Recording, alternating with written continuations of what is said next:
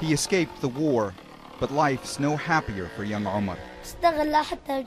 I work so I can bring money for my family, he says. School's out of the question, so this 8-year-old Syrian refugee's new life consists of gathering eggs from a nearby farm. Harder still was the trauma he most recently went through.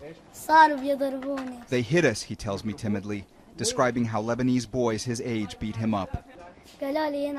They said to me, "Damn every Syrian." It's a different kind of brutality Omar now faces. In Lebanon's windswept Bekaa Valley, the harsh environment is reflected in the weary faces of kids all around. Their eyes look far older than they do. No childhood spark to be seen. Smiles, few and far between. I ask this 15-year-old girl what life's been like for her here.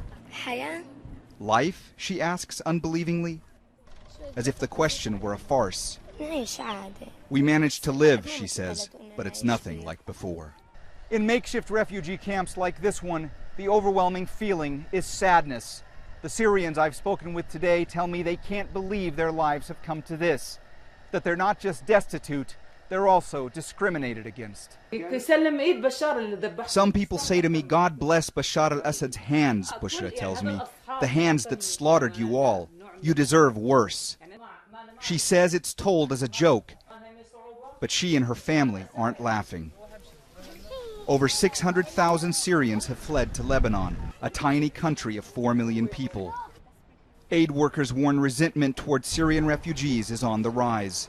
The crisis entered its 3rd year now, and the Lebanese community, even though very generous at the beginning of this crisis, now they cannot take the burden anymore.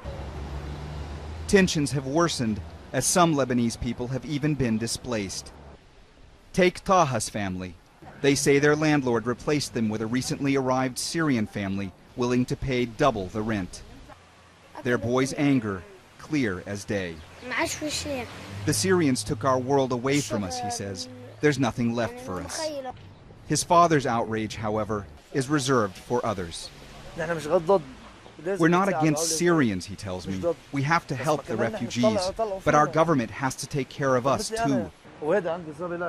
My son here, now he has to work too. It's awful. His oldest son just sits and stares. Hopelessness and exhaustion apparent. He isn't just drained. Like so many Syrian children, he's also desperate.